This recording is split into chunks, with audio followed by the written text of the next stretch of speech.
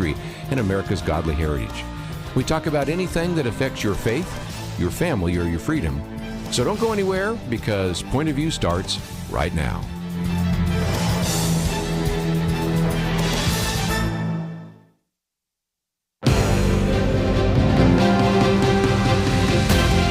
Across America, live, this is Point of View.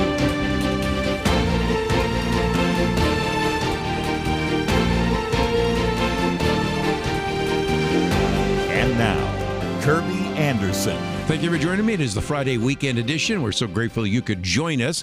We're going to spend a fair amount of time talking about some of the issues in the news. Of course, Vladimir Putin and Donald Trump will be meeting in Anchorage, Alaska. We'll talk about what that might mean. We have a number of very important religious liberty cases. A lot of questions as to whether or not the National Guard and the government itself should deal with what is going on in the District of Columbia. There are a number of other topics we're going to get into, but first of all, let's welcome to the microphone Erin Smith, Associate Counsel for First Liberty Institute.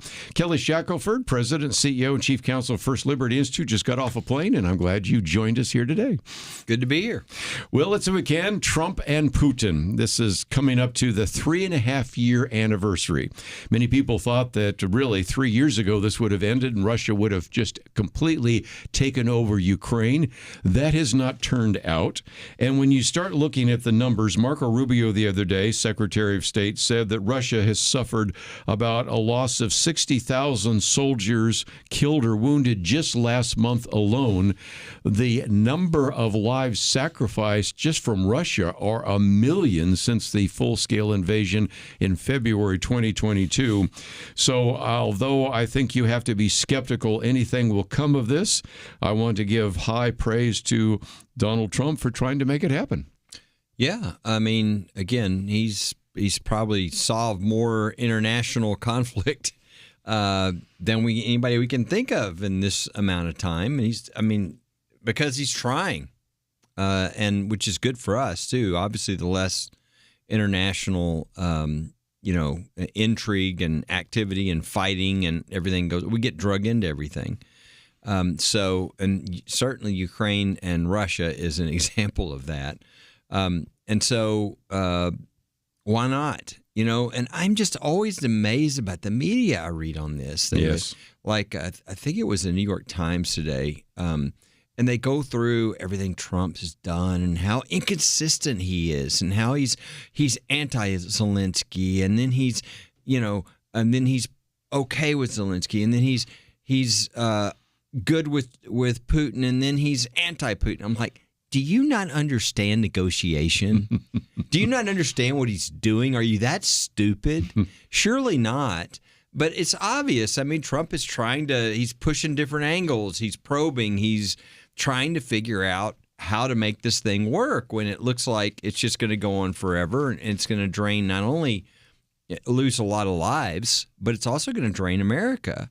And our resources. And so, I mean, when you think of just the stuff he's already done, there's a lot of creative things that have already gone on. This idea of America, of USA owning the mineral rights to part of Ukraine. All of a sudden we have an interest. And now, I mean, these are really creative thoughts in negotiation. So I don't know what'll happen. I mean, maybe nothing will happen because Putin is who he is, which is a really evil, bad person.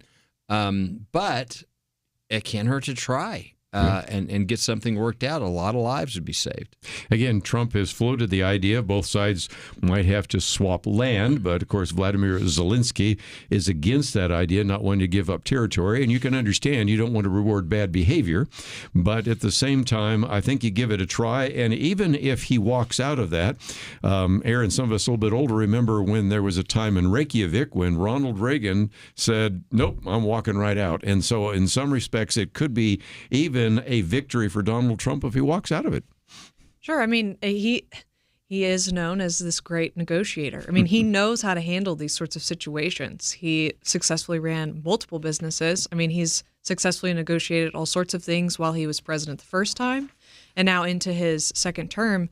So we know he knows how to read a room and how to play other people. And so I think he's going to lean really hard on his strengths, which is knowing when to leave a room or knowing when to stay in and continue to have those conversations. I mean, meetings could last 5 minutes. Meetings could last 7 hours. And so I think it's a good step that he's there. It's also cool that it's in Alaska. I mean, we forget how close Russia really is to the United States. I think that there's some value that they're having those meetings in Alaska, because I think it causes some regular Americans to stop and think, and that's awfully close to Russia. We should probably be a little more concerned than we really are day to day, because they're across a frozen ice bridge. It's not that far. So. Yeah, and again, there's always been the joke, well, we can see Russia from there, but if you get to one of the islands, you can, there in Alaska. And something that brought it home to me is we have neighbors across the street, and they're from Russia. He's from Siberia. She's from Moscow. They're in the process of getting another passport because they want to go see his father. But I thought they don't want to bring their son, because I suspect he has both a Russian and American citizenship. And if he shows up at the airport, they would draft him probably into the military, because just think about this. 1 million individuals in the Russian military are dead because of this war that has lasted 3.5 years. You would think that anybody other than Vladimir Putin would have wanted to end the war some time ago. Yeah, this is part of the sad thing, and why one of the many reasons why Putin is considered evil. Not even mentioning his KGB background and all he did there. But it's obvious he doesn't care about how many lives he loses, as long as he gets what he wants. His people are disposable, and that's sad. Now they've lost so many people that they've kind of gone to drones now, for their attacks. But it really, you just wonder. I mean, when Zelensky refuses to give up any land, you wonder, well, do you just want to keep doing this until everybody in Ukraine is dead? Yeah. I just, maybe he thinks he's going to get more money and he can skim some off the top, and other people can skim some off the top from America, which is what was going on as well. I mean, this whole situation is just horrible. It never should have happened in the first place. I don't think it ever would have happened. It had Biden not only been president, but then the fecklessness with which he handled Afghanistan. And right after that, it was Putin can read the room too. It was like, it's time for me to go. So this whole thing is just horrible. So if there's some way out of it, and to stop all the killing, that would be great. And I think it's going to have to take some giving, even by Zelensky, if they're going to do that. But I don't know if Trump has a chance to accomplish anything or not, but at least he's trying. Well, and again, back to the point you made just a minute ago, there's a lesson to be learned, and certainly to pass on to future leaders. When people said, well, what would you say to Putin if he was going to invade? And the answer coming back from Biden was, don't. And then later on, he said, well, he's marching now into this area, but if it's only a minor incursion, we might not respond. I think, talk about inviting an invasion. And so there's a lesson that can be learned there as well. So whatever comes of it, I want to at least give some credit to the president, even if the mainstream media will not. And of course, we will cover a lot of that on Monday, because we will know a lot more on Monday than we know today. Come back, though, I want to get into some various religious liberty cases. I had no idea that putting God's name or a Bible verse on a parking place would be unconstitutional offensive, but apparently that is the case. And just one more case out of First Liberty that you got to think, did that come from Babylon Bee? We'll talk about that right after this.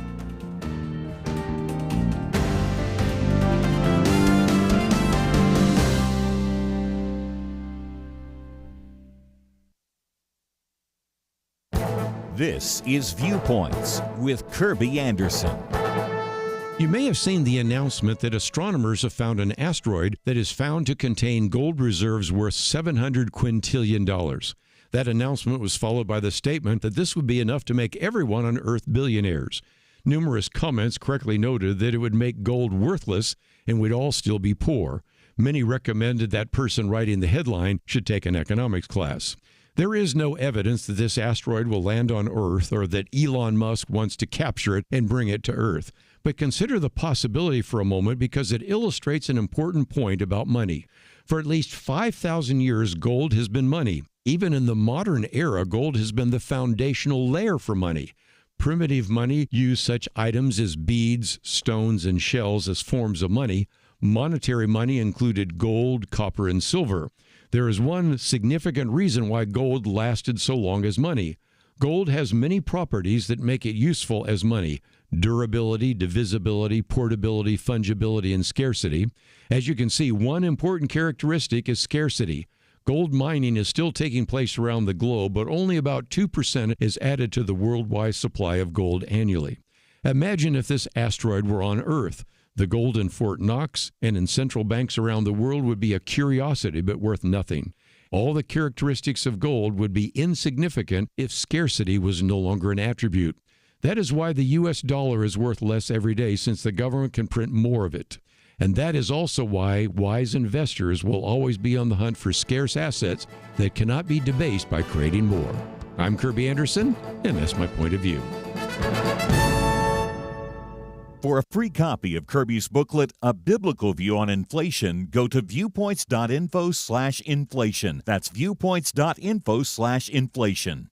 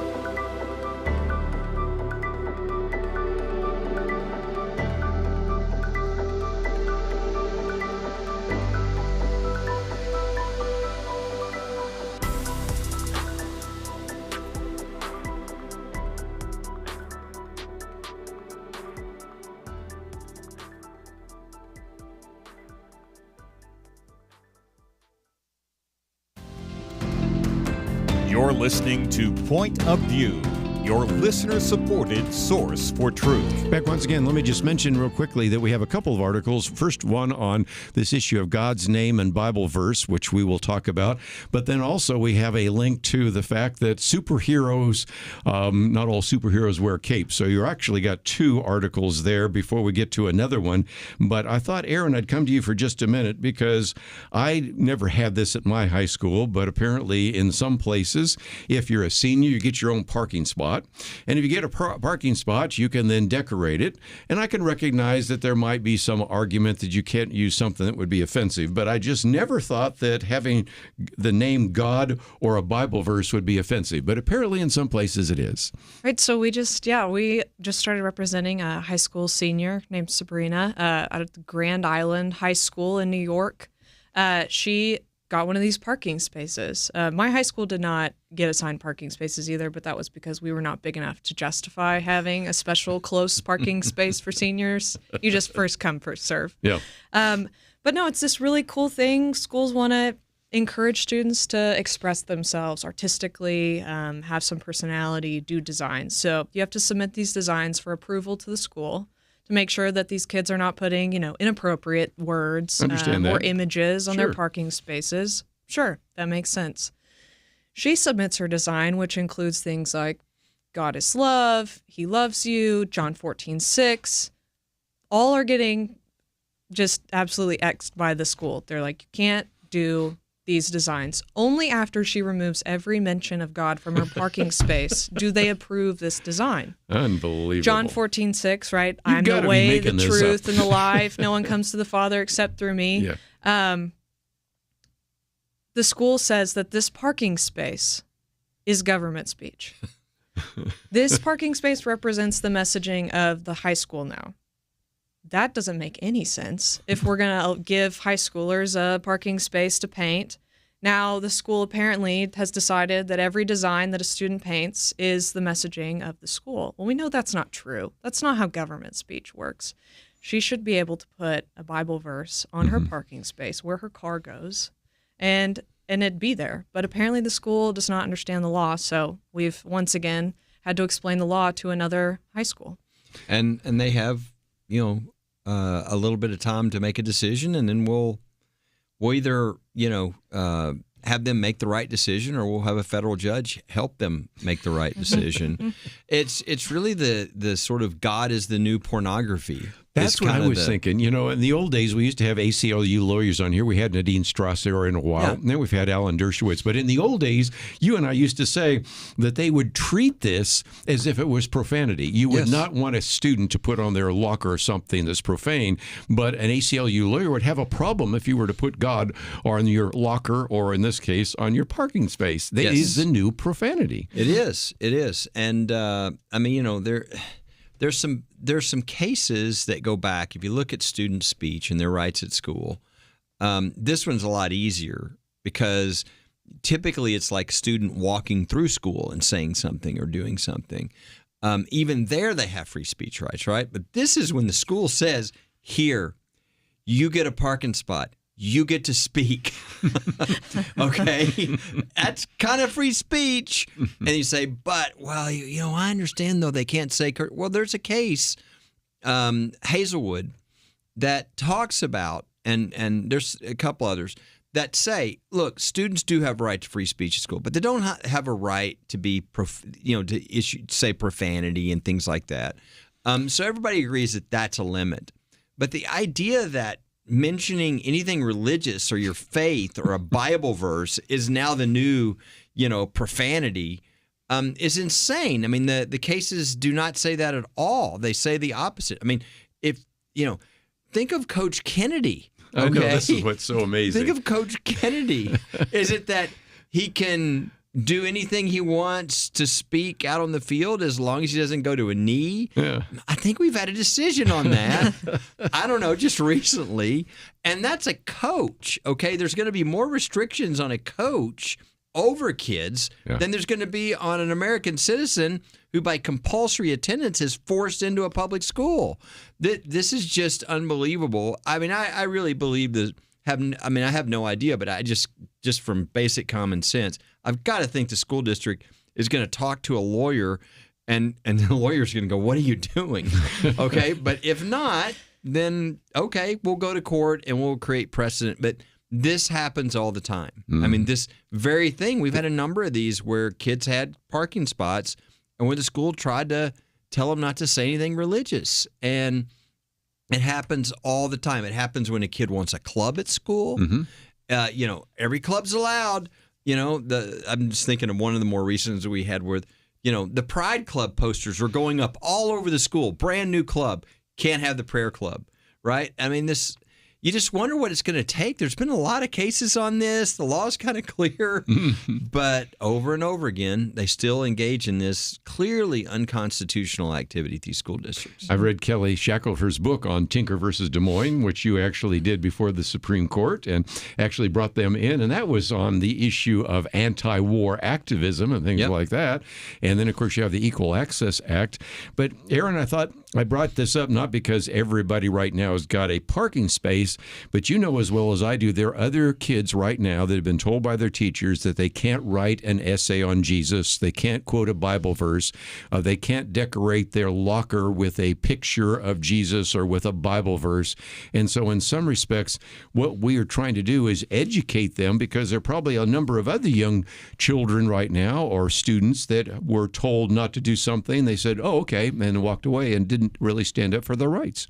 Right. I mean, we want to use these sorts of things as examples. Like, you can stand up for your faith, and you should be standing up for your faith. You can be courageous and fight for your faith.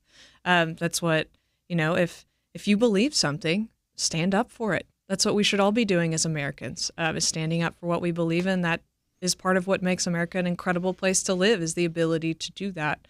But yeah, no, in schools, we're eradicating Christianity or faith, period, from schools. That seems to be their answer. That seems to be the way that they are going about neutrality. But I think we've gone about defining neutrality all wrong, because suddenly neutrality is this progressive secularism that has come into our society. And we're saying neutral is no God, but we know that secularism is a religion in and of itself. So neutrality really is allowing all faiths, all opinions to come in and then be heard. So I mean, let's get everybody on equal footing in schools and stop trying to scrub religion from everything. And I'll say this, we do have, at First Liberty, we have resources on these things. Yes. So we have religious liberty protection kits for what are the rights of students, what are the rights of parents, what are the rights of teachers,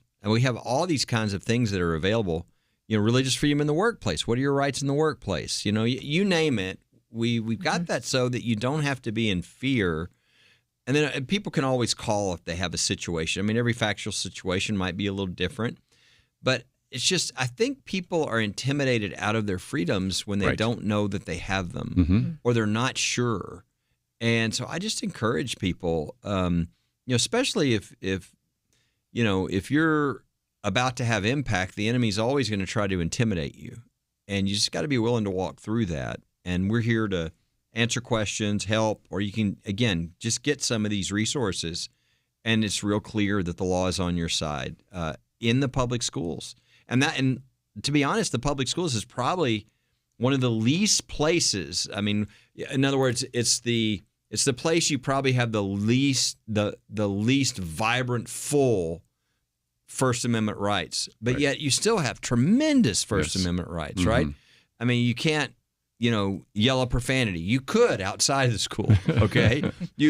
It's so even in the schools, you got Tinker, you got all these cases, you got Coach Kennedy. Yeah. So whether you're a teacher or a coach or a parent, huge recent Supreme Court decision in my mood for parents, whether you're a student, you are protected. This is the government.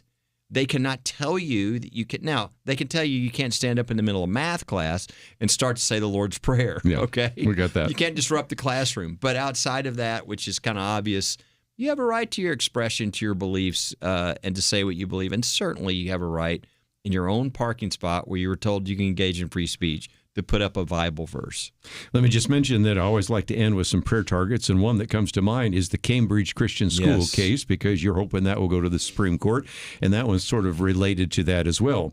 Just as some people said a parking spot is government speech, somehow that microphone was a government. Yeah, in Cambridge, So we'll get into that in just a minute, but I want to come back. We talked about the rights of students and even teachers. How about the rights of pastors? Ending the Johnson Amendment, and that is something we've talked about before, but wanted to maybe get some education there as well. Let's take a break, and we'll be back right after these important messages.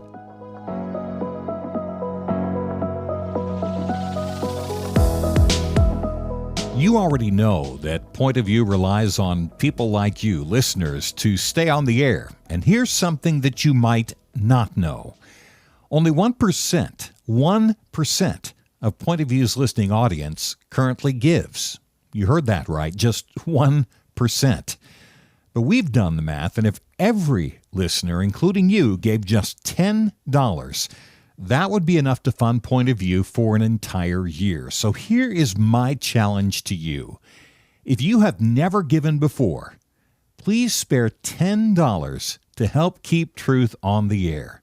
Your support will fund the daily broadcast as well as additional resources that equip listeners to apply God's truth in their own lives. In short, Americans need Point of View, and we need you. Give your $10 online at pointofview.net. Or you can give by calling toll-free 1-800-347-5151. That's pointofview.net and 800-347-5151. Point of View will continue after this.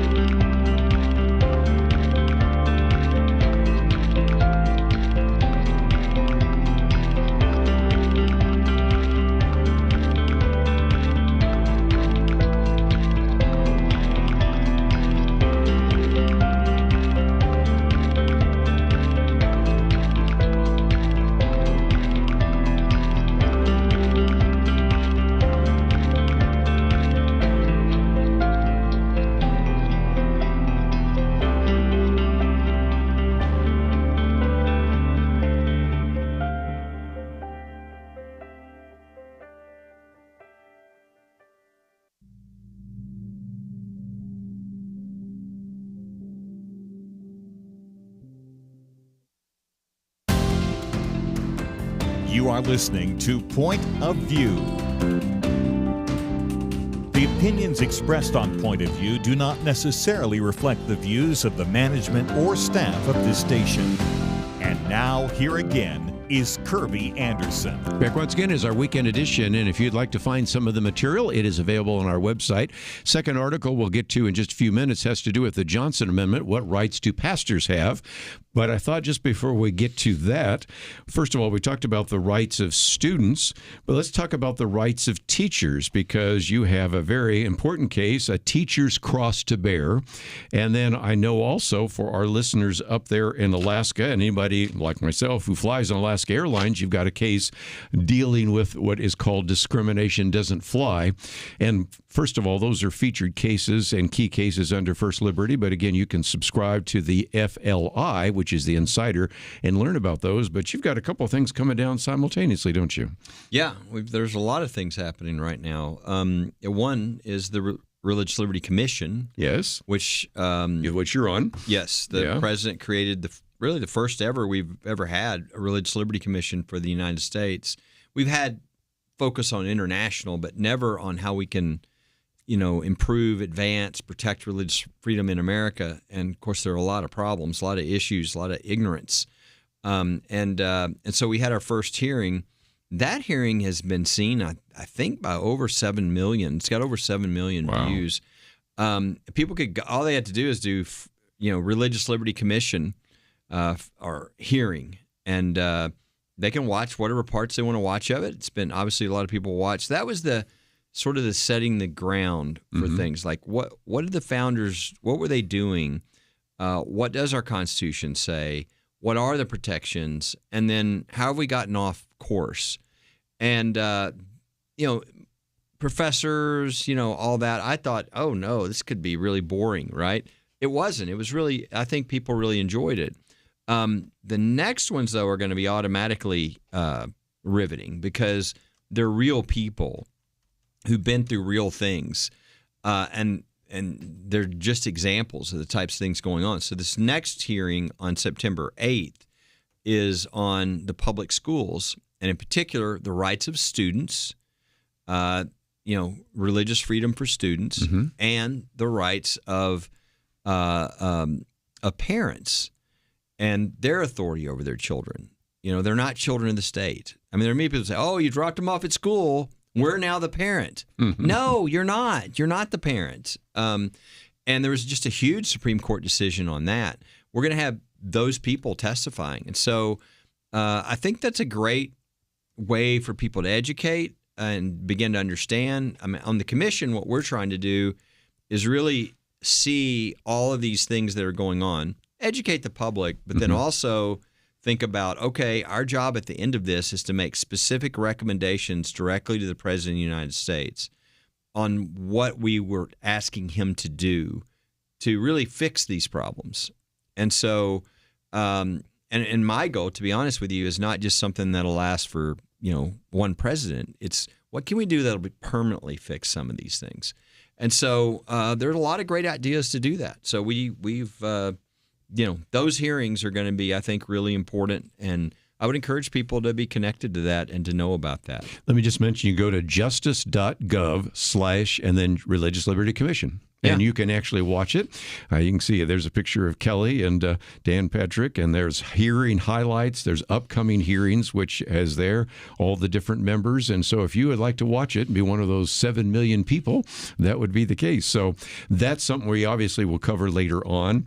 And I might just mention, while we're thinking about religious liberty, there's a big issue happening right now in California. My father ran for the California Assembly, so I'm kind of familiar with some of that. I've been following what Jack Hibbs is all about. And as I understand, your son's going to be speaking out there. Can you speak to that for a minute? Yeah, there's a crazy law that's moving through the system in California. And people, it's one of those things that you don't believe it. It's a law that allows anybody it's amazing. to just amazing. That, for instance, let's say you drop your kid off at school and you go to work. Well, while you're there, anybody can come up. They don't have to be related to you in any way. And they bring a form that you can get online that says, hey, I'm a guardian of this person and I want the child. They don't check ID. They don't verify anything. You could take the child. Now, the reason for this is supposedly that, this is going to make it easier for illegal immigrants to come and take relatives or others. But they're calling it a human trafficking law. You got that right.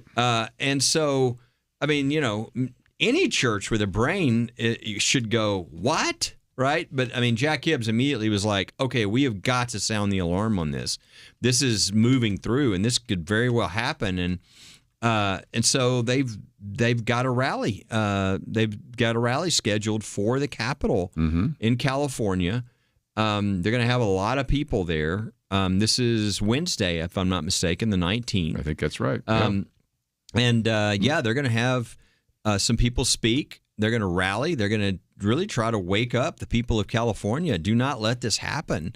I mean, this is Jack Hibbs, who there's a lot of wonderful people in California who are saying, we're not going. We're gonna fight for the Christian values that are so important in this state. And but Jack Hibbs said, if this law passes, I've got to tell you, you got to get out of the state. Everybody with kids has to get out of the state. Yeah. So that's a very different thing than he's ever said, because this is such a radical, horrible idea for a law. So I would encourage people to be watching for California next week. Be praying for not only Jack Hibbs and his church and all the other churches and everybody else across the state who are going to be coming to the Capitol next Wednesday. Speaking of that, of course, that backs to the issue here of the Johnson Amendment, because it used to be an excuse. It was never a reason. And again, we'll give the history. When Lyndon Johnson ran in the Senate in 1948, it was really close. And I've always loved to tell the story about that, but we'll jump over that. So 6 years later, all of a sudden, 1954, he finds himself being attacked by some of these so-called anti-communist groups. So he was able, on a voice vote without any kind of hearing, to actually have written into the IRS code that if you're a 501c3 organization, you cannot be involved politically. Well, Kelly, as you pointed out before, that never was intended, even by Lyndon Johnson, to actually close down the churches and pastors. And I don't think it ever has been a really significant threat, but it's been used as a great excuse by a lot of pastors. Oh, I really can't speak to these issues because that's a political issue. Yeah, there's a combination. Number one is there's fear, you know, and some pastors are confused and they feel like it's not, they don't know the law, and they get misled to thinking that there's some restriction on their speech, which there's not. But number two, as you say, I think a lot of them like to not have to speak to the controversial issues of the day that are very relevant. Well, that fig leaf is being taken away. Yes. And so everything is now changing on that. And it's pretty exciting. I mean, look, I'm not here telling any church what their proper approach should be, what their theology teaches them. What I'm saying is the government shouldn't be deciding that. So let's have a discussion at our churches about what they should speak to. Mm-hmm. I mean, I saw a sermon just recently where a pastor said, some people say, the church shouldn't speak into politics. He said, I'm not the one who moved. This isn't about cleaning up streets. And they started moving into marriage and sanctity of life. And he said, this is my arena. Mm-hmm. And so that's one of many ideas on how to talk about this. But definitely, I mean, boy, our history, every major movement in our country that on the moral issues of our day have come out of the church. Yes. The civil rights movement, the women's suffrage movement, the child labor laws. Yep. I mean, you can go on and on. Slavery. Mm-hmm. I mean, abolition movement was. Yeah. So all of it, and so we need the church. We need the church speaking into these issues, and so hopefully there'll be a lot of discussions in the church about what they should say. Now, will churches mostly think they should get up and endorse candidates? No. But if they wanted to, could they? Yes, they could, because they have freedom to do whatever they, feel led to do. I don't think most will do that, but at least hopefully it'll free up a lot of churches to speak to these issues biblically that are the hot button issues, because the church should be leading on these things. one of the things that we have made available is a little booklet called The Patriot Pastors. And right now we're producing a whole series of booklets because it's the 250th anniversary coming up to that.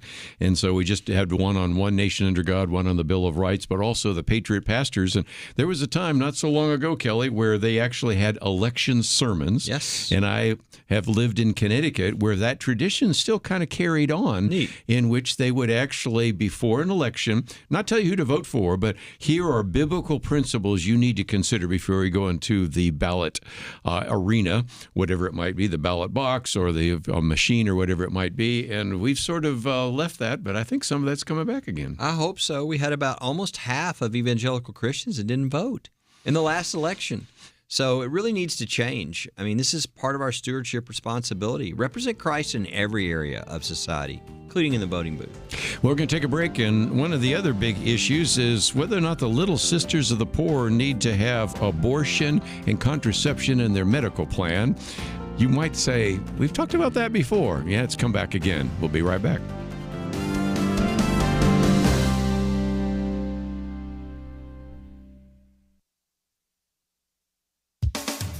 The fertility rate in the United States just hit 1.6 children per woman, an all-time low.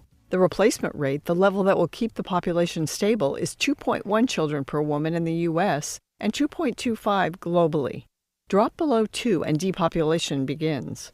Two economists at the University of Texas, Austin, outline the factors leading toward depopulation and warn against allowing it to happen. The Wall Street Journal's Greg Ip reviewed their book, After the Spike, Population Progress and the Case for People. He says Dean Spears and Michael Geruso rest their case not on the familiar need for workers to propel economic growth or shore up Social Security, but on a more fundamental proposition. More people is a good thing in and of itself. The authors write in detail of the ways in which, as our numbers have increased, humans have figured out ways to reduce pollution and increase available resources. Greg Ip points to these demographic specialists' most provocative argument. They write, it's better if there is more good in the world. They emphasize it's better if there are more good lives. Author and culture commentator Rod Dreher observes that people's decisions whether to have children rely very little on material factors. Instead, he says, it's culture. In Hungary, where he currently lives, the government has enacted policies aimed at making it easier for people to form families. The results have been disappointing, he writes, given the immense expenditure. Mr. Dreher, a Gen Xer, says, my sense is that my generation in America is the last one in which it was just taken for granted that having kids is what one does as part of maturing in life. To rekindle the desire for marriage and the natural family, Rod Dreher says we need a return to religion, and not just any religion, but religion that celebrates childbearing as a positive good. I agree. For Point of View, I'm Penna Dexter.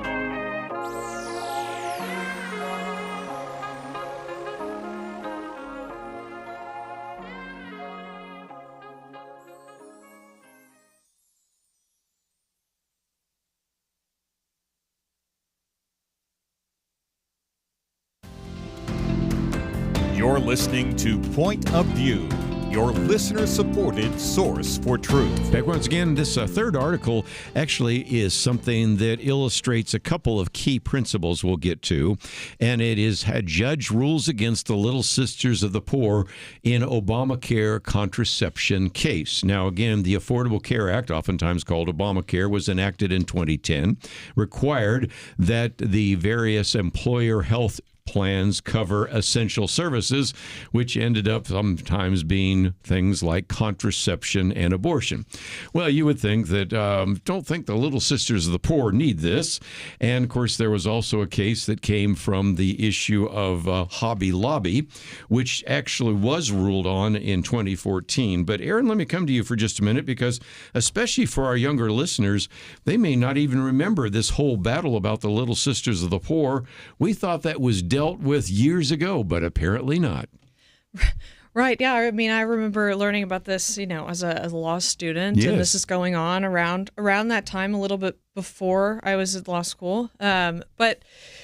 But learning about this, you think, okay, this is settled. The Affordable Care Act had this contraceptive mandate. There needed to be religious exemptions to this. There were going to be employers like Right. nonprofit, religious entities, or whatever it was. They weren't going to want to provide this contraception to their employees, Of course. as a part of their religious belief. So Little Sisters of the Poor, they go file a lawsuit and say, this violates our rights under the Religious Freedom Restoration Act.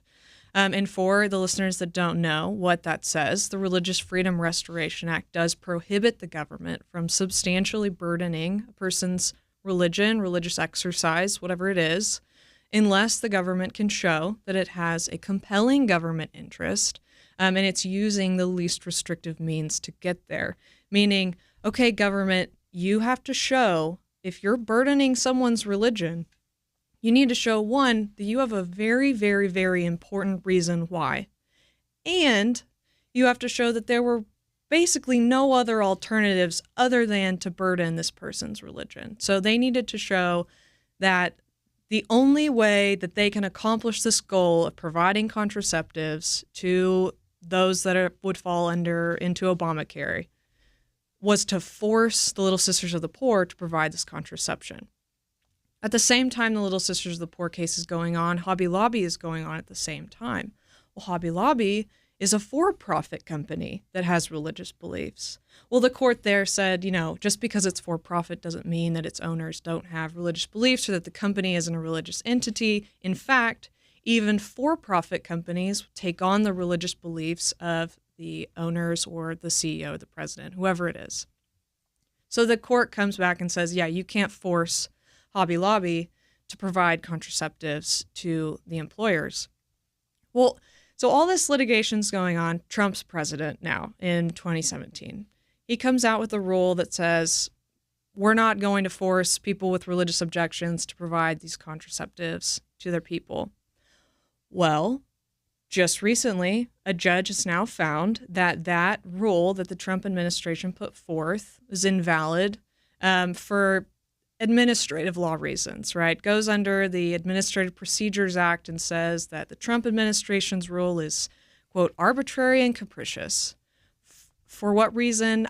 I haven't read the judge's opinion, so I don't know what the judge's reasoning was, but the outcome is wrong. That doesn't, right? We can't be forcing these nonprofit entities, for-profit entities to provide these contraceptives when it's in violation of their religious beliefs. Because we've seen in the Hobby Lobby case, the court talks about the government can pay for this themselves. If this is that important of an interest, the government should be funding it, not forcing religious individuals to fund it. Yeah, we've got to force the nuns. We've got to force the nuns. That's what this We got to is. force them back to court, first of all, and force them to buy contraception. This is the same judge who was already overruled Yes, earlier. I know. It goes back down. Here we are 7 years later, and now she's at it again. Mm-hmm. I mean, this is the kind of thing that where people are like, some of these judges are just, they tend to think all of them are out of control. They're not. I mean, many, many great judges across the country doing their job, but it's just a handful. When you look at all those injunctions against the Trump administration at the beginning, I think 80% of them come from like 5 judges, right? Yeah. And now we've got, here we go again. Yeah. And this is just absolute foolishness. And she's, this is, my guess is this is going to get an immediate stay of her decision from the Federal Court of Appeals. When whoever rules, whether it's, I doubt this ever gets to the Supreme Court because I wonder. It's so ridiculous. But it just shows you the hostility of some of these judges. You know, the idea that we have to force nuns to buy birth control and, you know, abortion drugs. I mean, it's insane. The average American would go, are you just really, really dumb? You know? And this is a federal judge. They're not supposed to be this dumb. They're supposed to, and especially when you've already gotten direction from the Supreme Court on this. It's just so. And you come back, and it just obviously shows you're doing something different than law. Yeah. You're really engaged in politics, and that's not what we want in our judges. Well, and it also brings us back to this issue of persistence, because I thought about writing a commentary on this and some of the others, because it's like whack-a-mole. You win a case in Maine on the whole issue of school choice, and then you come back and have to fight it again. You know, you win a case, for example, on the World War I monument, and then you have to go back and fight Judge Kennedy. And here we thought that we had rights for students through all sorts of different legal issues, and then you had to fight this case in New York. And it just seems to me that it illustrates again why people should support First Liberty, because you just have to keep on it, because just about the time we think we have a victory, something pops up and you got to whack-a-mole again. Well, and you know, there's just a lot of disinformation. I mean, people just don't know what their rights are. I mean, most people aren't lawyers, as everybody says, thank goodness, you know, and they don't know. And if they don't know, they can be intimidated out and of their freedoms. And so these local government officials, you know, people always ask me, why do they do this? And it's like, really, I think there's two major motivations. And sometimes it's one of the two. Sometimes it's both. Sometimes it's, I'm a government official. You can't tell me what to do. I'm the one with all the power. And you're like, no, you don't have power. The Constitution has power over you, okay? But so one of it is kind of, how dare you question my authority to, you know, violate your religious freedoms? The other one is there are people who are anti-religious. They're just anti-faith, or they just want to shut it down. Either one, it doesn't matter whether the motivation is kind of, hey, I have this authority or whatever. We always try to give them a chance. We say, hey, here's the law. You know, you might want to read this Constitution thing right here. And once they're educated, if they continue to fight, we know it's one of those two motivations. And sometimes we fight for years, but we win. We're going to win these cases. The Constitution, the law is on our side if people are willing to stand up, right? We don't have clients like Coach Kennedy. There aren't clients like Beckett's representing the Little Sisters of the Poor. Right. Unless these nuns are willing to stand up and say, I'm not going to do this. I don't care what you create. I can't do this. This is why we have religious freedom law. One of the reasons, by the way. If you tell people you have to choose between government and God, many people are going to say, I'm not choosing government because I have to follow my conscience and what the Lord is telling me to do here. In this case, we're not going to provide contraceptives and abortion pills to nuns. I mean, it's just crazy. Yeah. But it just shows how lunatic the other side is on some of these things. When we come back, we're going to get into some of these constitutional issues. Is it within the realm of the Constitution and the President of the United States to use the Home Act and to actually implement things like the National Guard in the District of Columbia? Is it possible that the President can say, it's time to get rid of woke ideas out of the Smithsonian, and many other issues? So we'll have a lot to talk about right after these important messages. Let me ask you something, if I may. Have you been blessed by Point of View? We often hear from listeners about the positive impact that Point of View has in their lives. As one listener told us, Point of View leaves me informed and encouraged. So this may surprise you. Out of all the Point of View's hundreds of thousands of listeners, just 1% supports the program. And yet Point of View relies on listener donations. If every listener gave just $10, Point of View's full ministry and operations would be funded for an entire year. Let me ask you again, have you been blessed by Point of View? I urge you, pay it forward today with a $10 donation so others may be blessed as well. Give online at pointofview.net. Or you can call us and give toll-free 1-800-347-5151. That's ofview.net and 1-800-347-5151. Point of View will continue after this.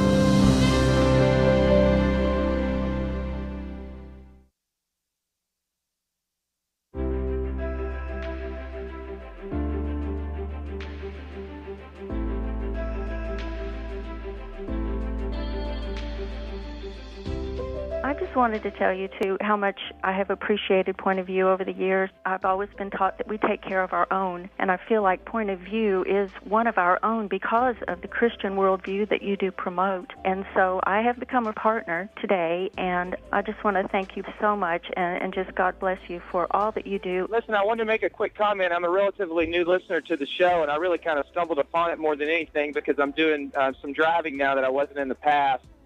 And my comment really is, I think you guys and gals are more right on about the assessment of this country right now than anything I've heard.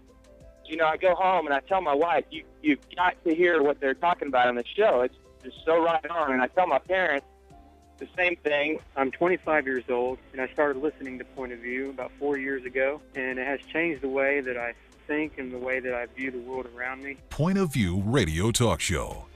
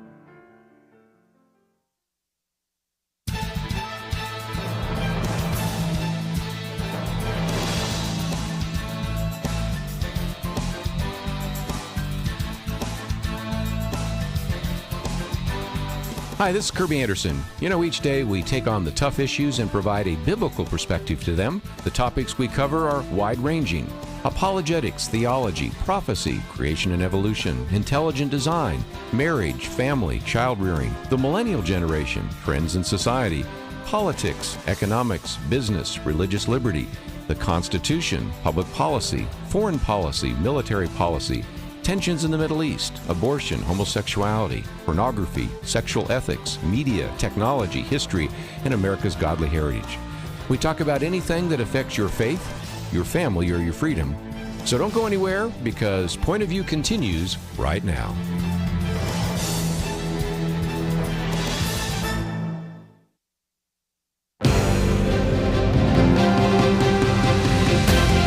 Across America, live. This is Point of View.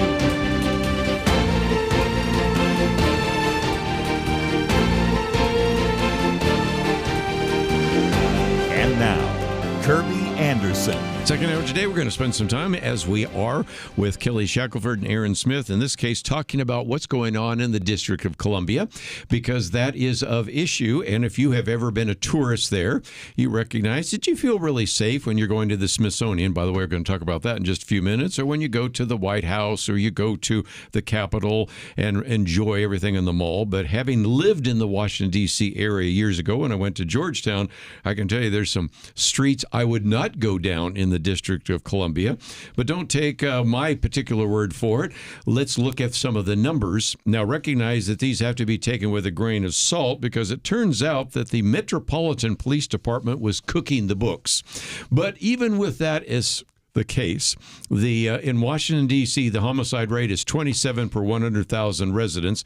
That probably doesn't mean much to you, but it would be the fourth highest homicide rate in the country, nearly 6 times higher than New York City, higher than Atlanta, Chicago, and Compton, L.A., and California. If Washington, D.C. were a state, it would have the highest homicide rate of any state in the nation. And again, I might just say, both to Kelly and Erin, we did a commentary a while back that was based on John Lott, and he said if you look at the first 6 months, the murder rate has gone down so much in the first 6 months that if this continues on, at the end of the year, we'll have the lowest murder rate ever in this country, and must mean that when you deport people that are likely to commit murders, maybe the murder rate's going to go down. So with that as a background, when you hear the media telling us that the murder rate has dropped, and it has, to be fair, it came down from a really high particular area. So Erin, I'm sure you've been to Washington, D.C., and again, we all love going to all the wonderful things that are part of the Capitol, but the district is still a very dangerous place. Hence the reason the president said, I have authority under the Home Rule Act to bring in the National Guard. Right. Yeah. I mean, DC, it's a beautiful city. It's a great place to go visit. I mean, I love learning. I mean, I'm a constitutional lawyer. Of course, I love learning about American history and the government, and getting to see those historic buildings and walk the streets and see, gosh, are these great men and women that we learn about in history, walk these streets, habitated in these buildings. It's very cool. It's kind of a surreal place, but it's not a place that I venture around or like to venture around by myself. It's not a place I like to be alone on the streets. I don't know what could happen, who could be around any given corner, particularly at night. I mean, any big city, right, you're going to be aware and cautious when walking around at night alone.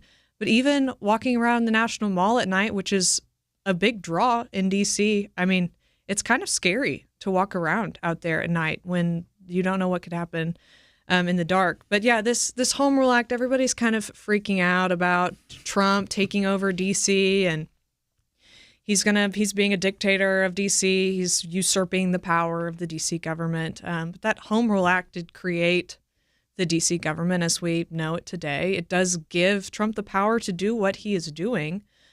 Past the 30-day mark, he's going to have to get permission from Congress to continue in what he's doing. But clearly, at the pace that things are change, when Trump seems to take action, he might not need 30 days. I don't know. He may not need 30 days. And then there's questions about the National Guard and those sorts of things. And it looks different in D.C. than it did with what he's doing in California.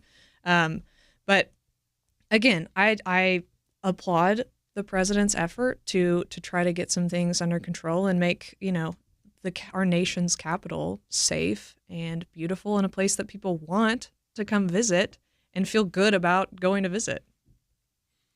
It's just, gosh, we watch the same playbook over and over again. Yes, here we go again. Yeah. You wonder what it's just when Trump does it, they just want to attack Trump. Mm-hmm. And so he's picking things that like 90% of the country is in favor of, and then they attack him. And they're just digging a bigger and bigger and bigger and bigger hole for themselves and becoming less and less and less and less credible. So you're against safety? Now, if it had been Trump has taken over and they're doing these particular things that are illegal, mm-hmm. that's different. But they're not even claiming that. Mm-hmm.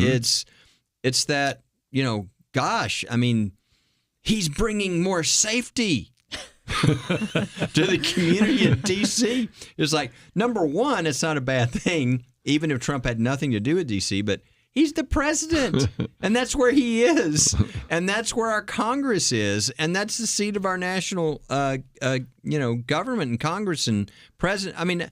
Of course. It's just like what you really think is, why hasn't somebody done this already? Right. Trump keeps doing things that are obviously common should sense. be done. Mm-hmm. And, it started with the new federal prosecutor there, Jeanine Pirro, who said, these punks. You've got to do something about the 13, 14, and 15-year-olds. Because they go to family court. Yeah, and they're let off. Yeah. So they commit crimes. They know nothing will happen to them. And, of course, the gangs are going to recruit them to do the crime. So it's just a lot of common sense stuff that, I don't know, it just never seems to happen until he puts his finger on it. And so I have a feeling things are going to change there. Now, the question is, will the bad guys decide to, hide out for 30 days? Well, they might. And then hope that it transfers over and everything else. But, the most recent one that's craziest to me is, well, this is racist. Yeah. It's racist because the mayor is black. And I'm like, well, the victims are black too. Is he like, so when you say racist, do you mean he's like pro-black? Or, it's just so bizarre, the arguments that they're throwing out. The article I gave you here is from David Marcus, because in some respects what you're going to see is what I call the Pottery Barn argument, and that is you break it, you own it. And so you have Eric Swalwell saying, well, then Trump owns it, and then there was unfortunately a murder just about the time they were taking over. So anything that happens now is going to be Trump's fault, which I think is obviously unfair. But also Sheldon Whitehouse, who's the senator from Rhode Island, argued, well, the only reason they're doing this is because an assault on one of the Doge members. You remember that young man that was trying to prevent carjacking. But again, as they say, he conveniently left out the 2 Israeli embassy staff that were killed in cold blood and the number of murders that have indeed taken place, which is just overwhelming. 29,000 crimes reported in Washington, D.C., 3,400 of those violent offenses, 1,000 assaults, 2,000 robberies, and more than 5,000 motor vehicle thefts, carjackings. You don't want to go to Washington, D.C. You don't want to even be a tourist in Washington, D.C. And so, again, I just wanted you to see that the media hasn't always done the best job of covering it, and there are legal reasons for it. So, anyway, we put that on the table. When we come back, though, while we're talking about Washington, D.C., I thought this was pretty interesting because if you haven't noticed, Donald Trump's not only taken over what's going on in the Smithsonian, but even at the Kennedy Center. So I thought we might talk about that for just a minute as well. And that's one of those places that I know Erin and I like to go to, the Smithsonian and all those various museums. But they used to be woke. Not any longer. We'll be right back.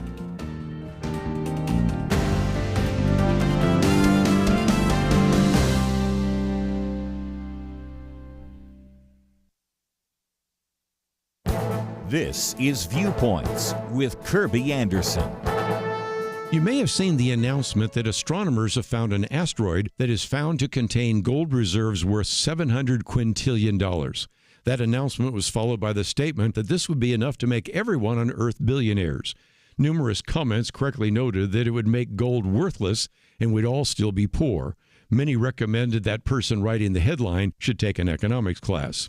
There is no evidence that this asteroid will land on Earth or that Elon Musk wants to capture it and bring it to Earth. But consider the possibility for a moment because it illustrates an important point about money. For at least 5,000 years, gold has been money. Even in the modern era, gold has been the foundational layer for money. Primitive money used such items as beads, stones, and shells as forms of money. Monetary money included gold, copper, and silver. There is one significant reason why gold lasted so long as money. Gold has many properties that make it useful as money: durability, divisibility, portability, fungibility, and scarcity. As you can see, one important characteristic is scarcity.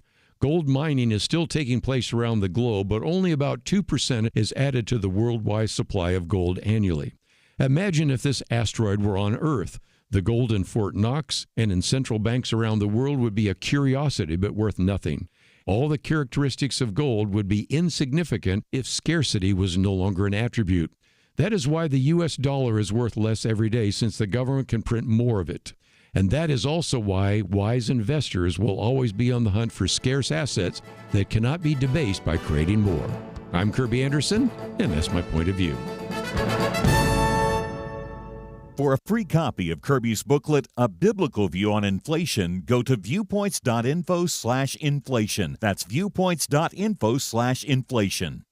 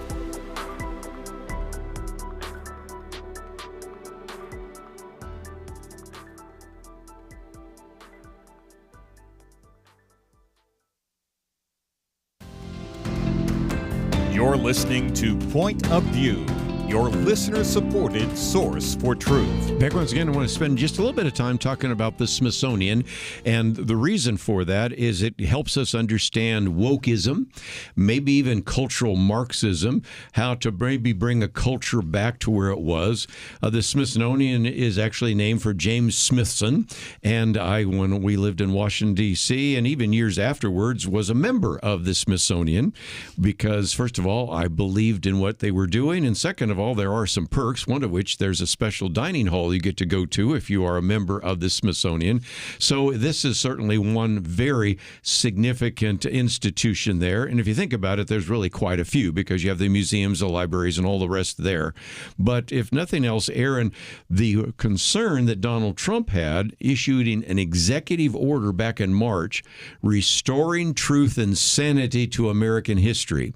Now, I'm all about teaching history. We have some really dark chapters in American history, but sometimes this revisionism that tells us that the reason the American Revolution was fought, according to the 1619 Project, was because all the colonies wanted to keep slavery at a time when you have the abolition movement and many of the colonies tried to actually prevent slavery, is just a good example of the fact that there was a need to look at some of the cultural institutions, and why not start right there in Washington, D.C.? Yeah, why not? It's a great place to start. The Smithsonian serves as a kind of like the high point of history. Like that's where you're going to go. That's where you're going to take a field trip to if you're in school. You're going to the Smithsonian, and that's awesome. And you know, you think the Smithsonian isn't just one building. There are multiple different iterations of the Smithsonian museums, and you could spend one day in each of them and probably Yes. not make it through every single one. I mean, That's there's so so true. much rich history there, Yeah. and so I think it's very cool that the president, wants to restore this history, because we know that, America does have dark spots in its history like any other country does. But the cool thing is that we actually teach our students about these dark spots in our history. They're not removed or scrubbed like they never happened. We understand that the importance of history is so that we can learn from it, and so that we don't continue to repeat the same mistakes over and over again. And so this systematic removal of truth and history from our Smithsonian museums is problematic. And Trump saw that, and he also recognizes that, hey, I'm going to do an executive order, but like with all of his other executive orders, I'm going to take action too and send a letter to the Smithsonian saying, hey, we're going to do a review of everything that's going on here, and we're actually going to take a look. I'm not just going to say these nice platitudes. I'm actually going to take a look. And so excited to see what happens. The 250th birthday of America is coming up, so what better time to reinstill some historic things in the Smithsonian, patriotism. And really what a concept. encourage, hey, America is a great place. We have a very rich history, and people should learn about it. Yeah, I mean, at the 250th, this is obviously, a huge thing.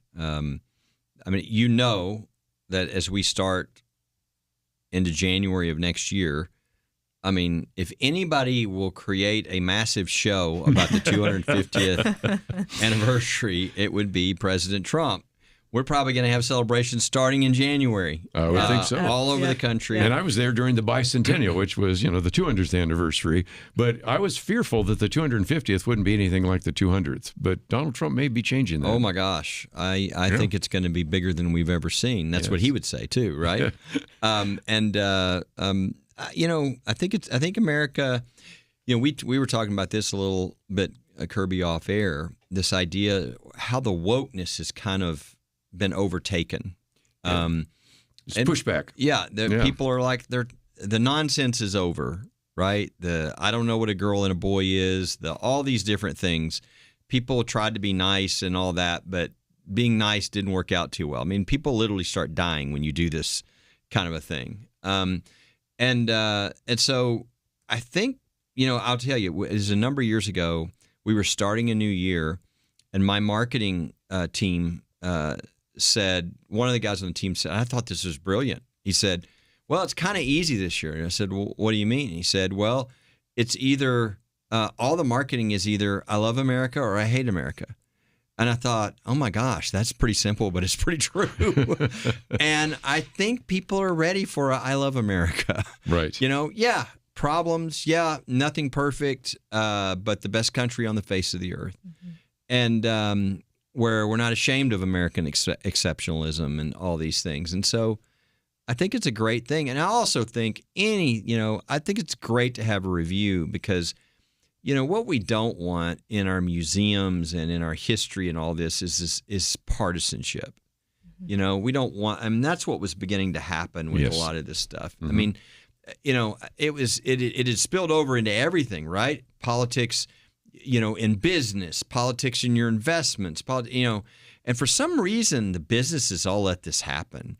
When the business should be about making money, right? About, hey, let's look at the bottom line. But all these major corporations that are traded and everything else, they had to all, genuflect to the woke god. Mm-hmm. And it was, even if it cost them money, and of course, then you had Bud Light, and you had all these situations start to happen. And finally, what was kind of obvious to most people, kind of the light bulb went off with all the corporations. Maybe we should stay out of this stuff. And so I think it's great that we're sort of moving back a little bit to our foundations. And what better in the 250th year than to be reminded of our history, of the things that we can be proud of in our country, and that bring us together. You know, one of the articles that we have here is by Roger Kimball, and he said, if you want to restore society, you must commandeer the institutions that represent elite culture. Over the last several decades, these institutions have gradually become captive of a woke ideology that denigrates America while simultaneously celebrating the entire radical menu of radical redress, sexual, and it goes on, and all sorts of political issues and all the rest, and gives us the long list. You know, and I was thinking, this is a conversation that we've had in the past with people like Christopher Rufo and maybe even Stanley Kurtz. He's with the Ethics and Public Policy Center. These people have been watching the culture going in the wrong direction, and they're saying, as important as it is to win the elections, we really need to change the culture.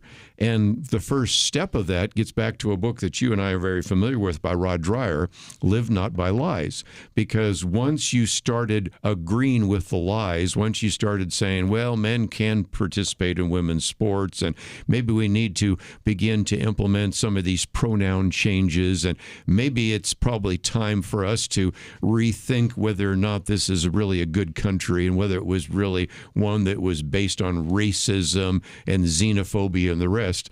You can win a political battle, but you're losing the culture, and we recognize it's just a cultural battle, and I think certainly Donald Trump's figured that out.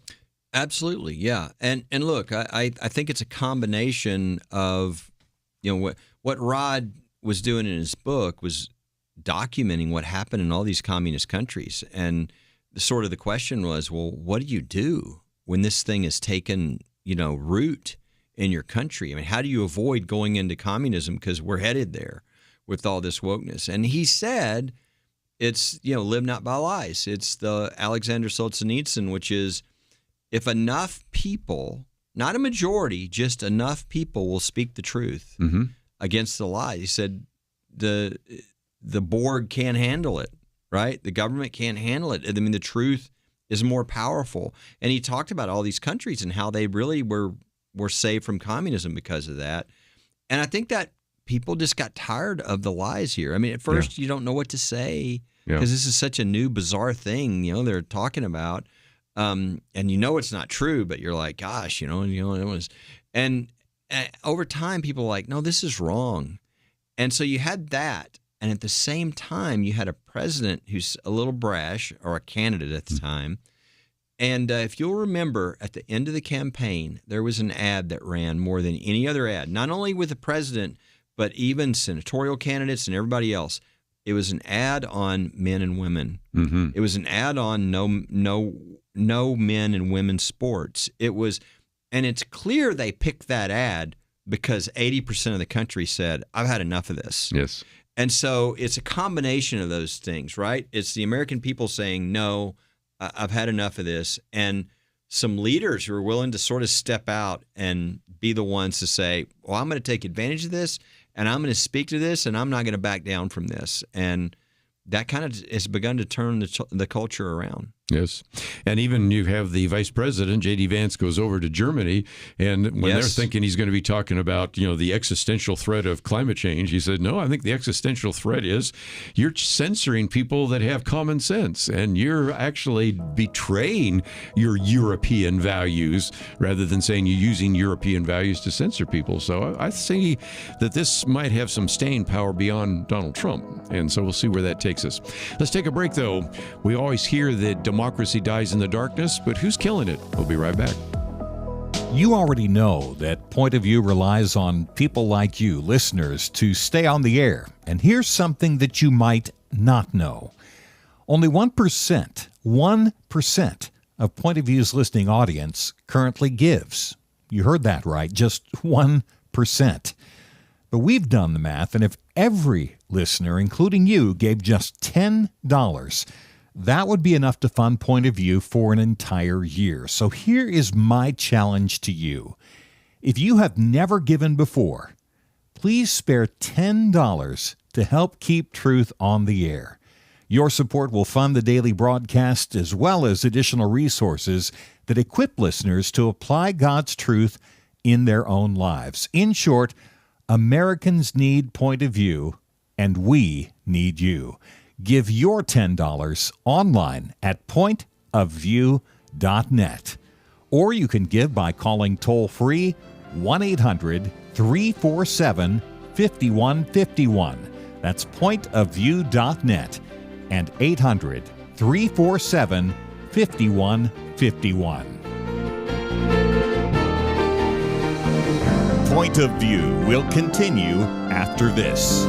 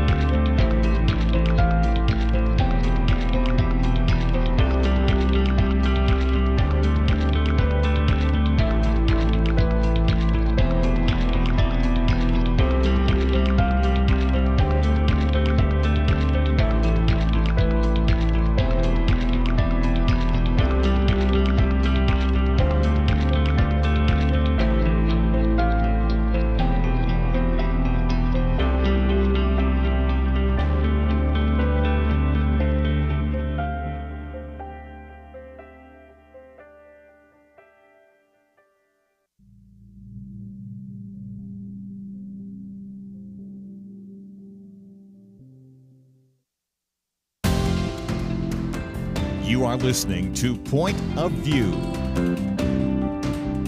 The opinions expressed on Point of View do not necessarily reflect the views of the management or staff of this station.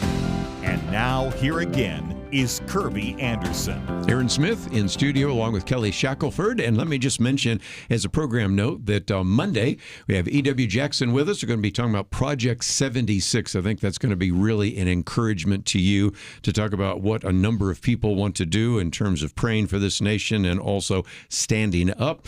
And then on Tuesday, for example, we have Tom and Joanne Doyle with us. They were on recently with a number of individuals, including Joel Rosenberg, about the number of individuals that they are aware of that have become Christians in Gaza.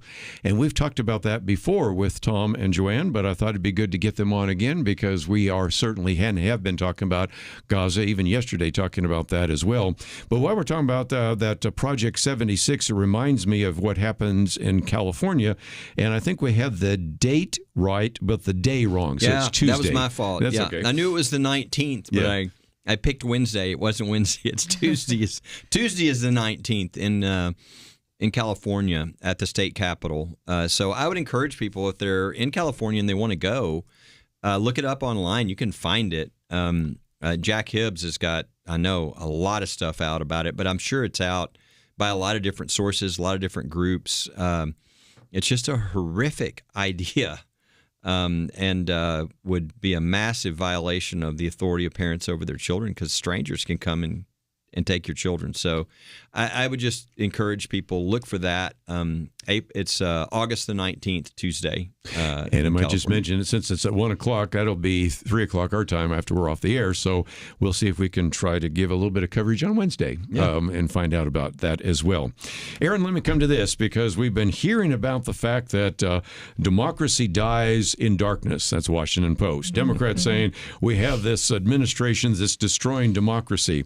But our friend Victor Davis Hanson, who I like to quote from oftentimes, says, who's actually been busy destroying democracy? And he gives us a pretty long list. What'd you find? Yeah, he does give a really long list. I will, save. I'll hand a save round on packing the Supreme Court for Kelly. I know he likes to talk about that.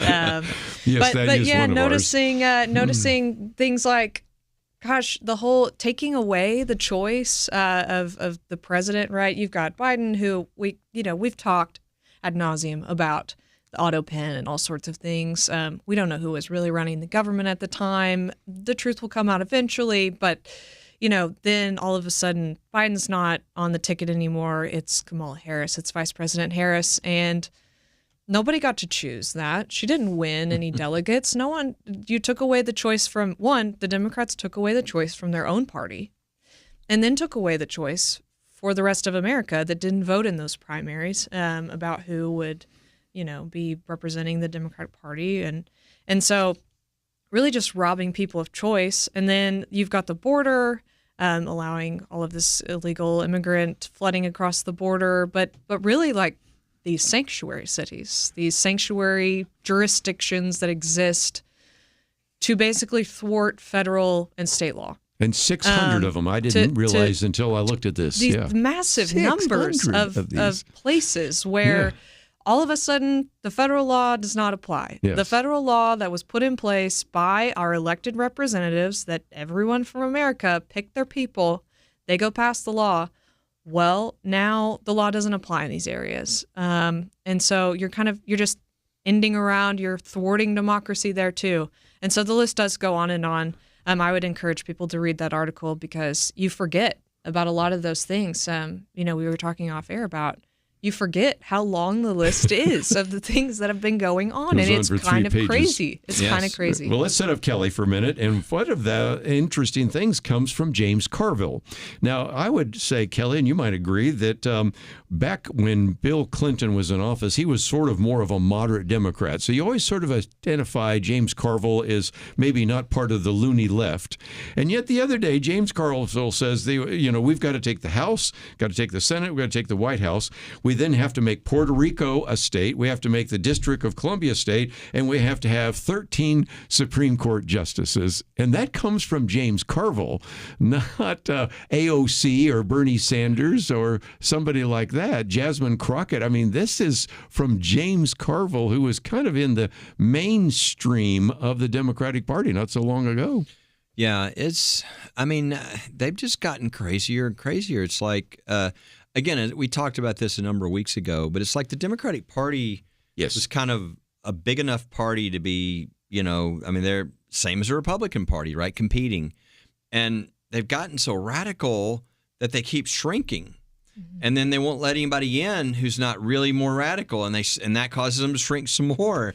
And then they get angry, and they just continually take positions that are like the worst for the country as far as the percentages. If you're just looking at pure politics, and they're just getting tinier and tinier and tinier. It's really bizarre. But I think this whole, I think this phrase maybe plays to, really, really extreme left-wing people, that somehow if you just say destroying democracy or democracy dies in darkness or whatever, that somehow makes everything else you say okay. But and I encourage people to read this article by Victor Davis Hanson. It's just so excellent in listing. And of course, he doesn't list everything. No. Right? I mean, he says, okay, you got enough in there. Let me think about this. By the way, number one, which we can get to another day, we're not a democracy. Okay, the founders hated the idea of a democracy. We're a constitutional republic. But okay, let's go with the idea of using democracy as sort of a place where people get to vote and do all these things. Well, obviously, court packing. They want a court pack, and they still want a court pack. You've got Carville saying that. So they want to come in, and the political power in control wants to come and say, oh, we got 9 justices? I think we'll change that to 20. And we'll put 11 on there who are left-wing, and will do whatever we politically want them to do. Right. Well, the problem with that in history is every time that's been done, your country is over. The rule of law is over. Because you don't have any rights. You have whatever rights the political power wants you to have, because if they don't like a decision, they can just add justices, 20, 30, however many they want. This is what Venezuela did. And you got a picture of it there, 45,000 rulings, and every time they ruled in favor of the president. What a coincidence. When you had 32. The government's always won. It's supremecoup.com, and I would encourage people to go there, coup spelled C-O-U-P. But go to supremecoup.com. I think you were just 10 years ahead of the game because you saw it coming. Well, and just think about all these things that really are against our system of government, are against a democratic type approach of letting people vote. Number one, we're going to take away the constitutional provision that we've had for, since our founding, essentially, of how we elect our president. Yeah. Now, I guess they changed their mind now because the popular vote went Trump's way. But what you're doing when you say, oh, I don't want an electoral college anymore, is you're saying, really, I don't like the Senate. Yes. Because your electoral votes are one for every congressman and one for each of the senators. Yeah. And it's the whole reasons we have a Senate is to let each state have some authority. Otherwise, you run for president, you can just ignore all the other states and go to the states go to California and New York and Texas, a few states, and then that's the election. It is. The founders understood all this. They put this in there. It's brilliant. But, no, let's get rid of the Electoral College. Let's get rid of our courts, okay? And in fact, if you'll remember in the election, let's get rid of your ability to vote for Trump for president. Yes, that was another one. We're taking him off the ballot because we don't like him. And so there's democracy for you, right? We're not going to let you vote on him. You might vote for him. So, but there's just a long list. And so I just really encourage people, read this Victor Davis Hanson article because it's so good at collecting what he just is the beginning of, but it's just like one line for each one, and you're like, oh, wow, I forgot about that. I forgot about that. And every one of these things is really an attack upon our whole system of government.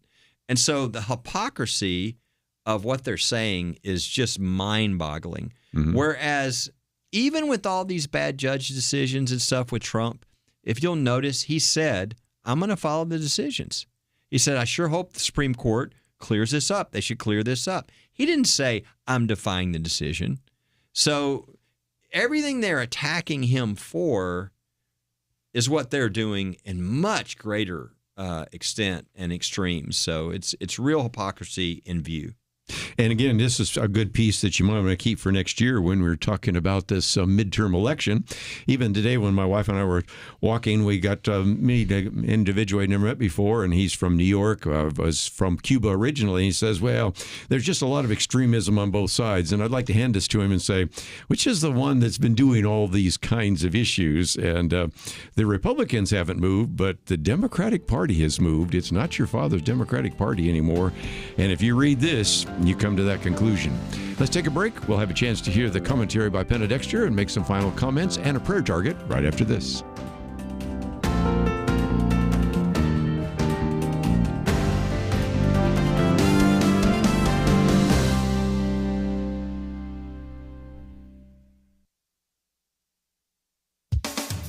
The fertility rate in the United States just hit 1.6 children per woman, an all-time low. The replacement rate, the level that will keep the population stable, is 2.1 children per woman in the U.S. and 2.25 globally. Drop below 2 and depopulation begins. Two economists at the University of Texas, Austin, outline the factors leading toward depopulation and warn against allowing it to happen. The Wall Street Journal's Greg Ip reviewed their book, After the Spike, Population Progress and the Case for People. He says Dean Spears and Michael Geruso rest their case not on the familiar need for workers to propel economic growth or shore up Social Security, but on a more fundamental proposition. More people is a good thing in and of itself. The authors write in detail of the ways in which, as our numbers have increased, humans have figured out ways to reduce pollution and increase available resources. Greg Ip points to these demographic specialists' most provocative argument. They write, it's better if there is more good in the world. They emphasize it's better if there are more good lives. Author and culture commentator Rod Dreher observes that people's decisions whether to have children rely very little on material factors. Instead, he says, it's culture. In Hungary, where he currently lives, the government has enacted policies aimed at making it easier for people to form families. The results have been disappointing, he writes, given the immense expenditure. Mr. Dreher, a Gen Xer, says, my sense is that my generation in America is the last one in which it was just taken for granted that having kids is what one does as part of maturing in life. To rekindle the desire for marriage and the natural family, Rod Dreher says we need a return to religion, and not just any religion, but religion that celebrates childbearing as a positive good. I agree. For Point of View, I'm Penna Dexter.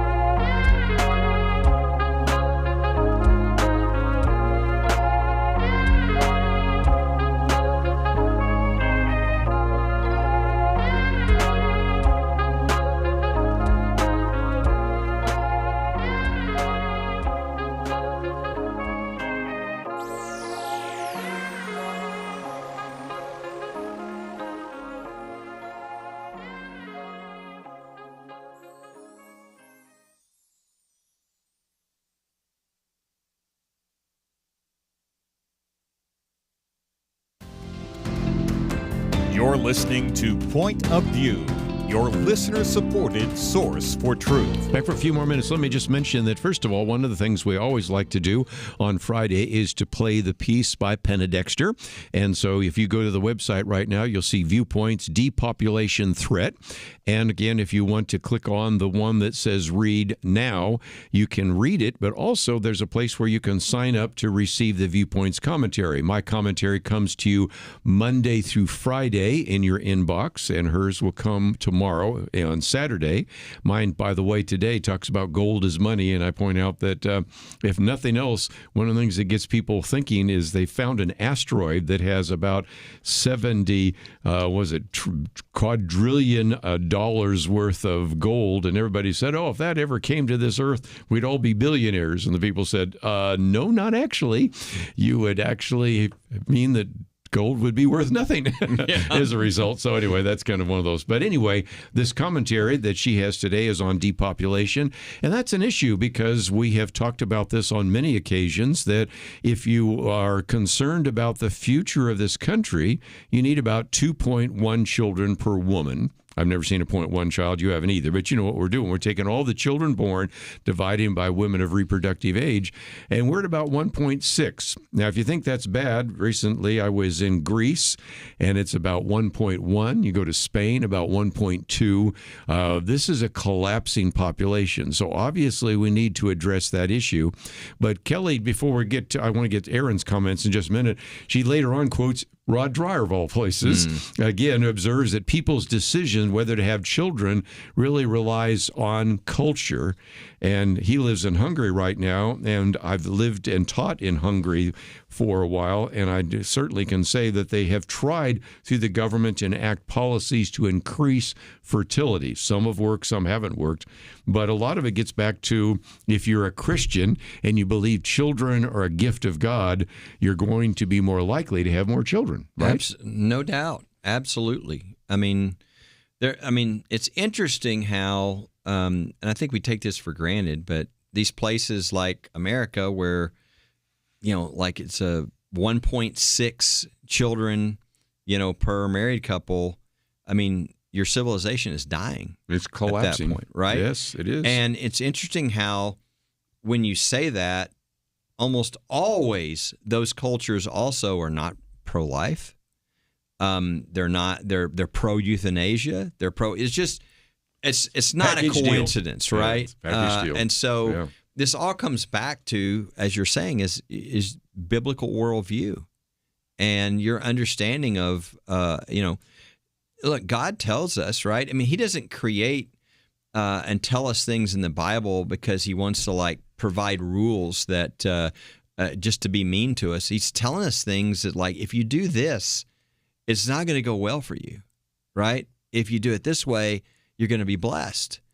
And it's not because He puts the magic fairy dust on the blessed. It's because He knows how He created the order and how you can spend your life sort of walking and spitting into the wind, or you can spend your life walking with the wind at your back. Mm-hmm.